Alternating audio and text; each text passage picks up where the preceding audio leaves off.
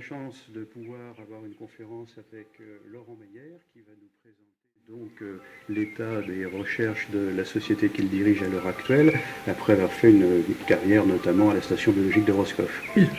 Je vais parler de notre petite société, Manros Therapeutics, qui développe des petites molécules contre différentes pathologies.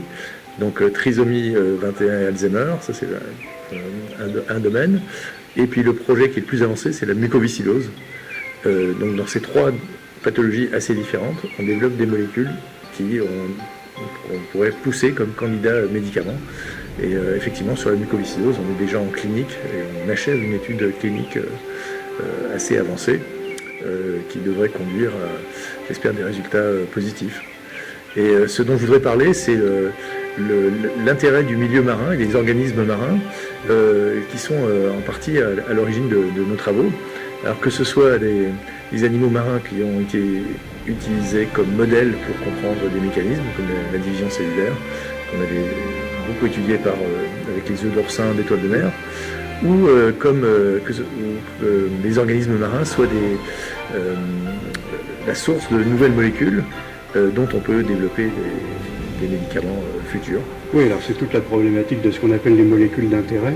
Voilà. Effectivement, la vie est apparue en milieu marin, a évolué pendant très longtemps avant qu'il y ait sorti des eaux sur Terre. Donc il y a effectivement en milieu aquatique une possibilité de communication chimique puisque les molécules diffusent plus facilement. Et donc on a un arsenal, j'allais dire, de molécules actives, soit de communication, soit répellentes, soit toxiques. Et on peut éventuellement, dans certains cas, chercher à utiliser ces molécules. Voilà, donc il faut savoir que la plupart des médicaments qui sont mis sur le marché actuellement proviennent, en réalité, quand on regarde bien l'origine, ça provient de substances naturelles. Oui. Ce sont souvent des dérivés, et ce sont des molécules issues en général de plantes ou de champignons terrestres.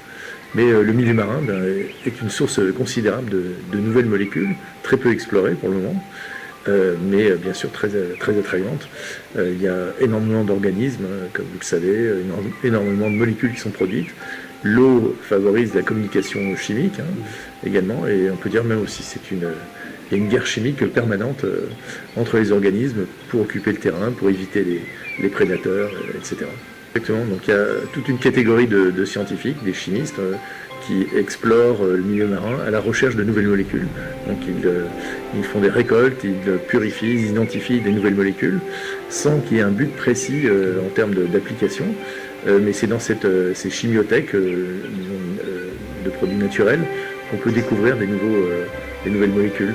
Donc d'un côté, vous avez la richesse et la diversité des molécules qui sont produites, et en face, vous avez la richesse et la diversité des tests biologiques auxquels on peut soumettre ces produits pour faire quelque chose d'utilisable, d'utile. Donc là, ça montre bien l'intérêt de la recherche fondamentale qui part un peu au hasard et qui acquiert de la connaissance. Et de ces connaissances, de temps en temps, il y a une molécule qui va pouvoir être une molécule candidate à aider l'humanité. Exactement. Alors il y a non seulement ça soutient la recherche fondamentale sur ces organismes, mais ça soutient également la protection de la nature et de l'environnement, pour que ces espèces ne disparaissent pas au rythme auquel on voit beaucoup d'espèces terrestres disparaître. Et donc la protection a vraiment un sens pour nous de façon directe, puisque on a une sorte de trésor de molécules chimiques qui ne sont pas connues, pas encore utilisées, mais qui pourraient servir à l'avenir. Donc on a vraiment toutes les raisons de préserver et d'étudier cet environnement, cette diversité biologique.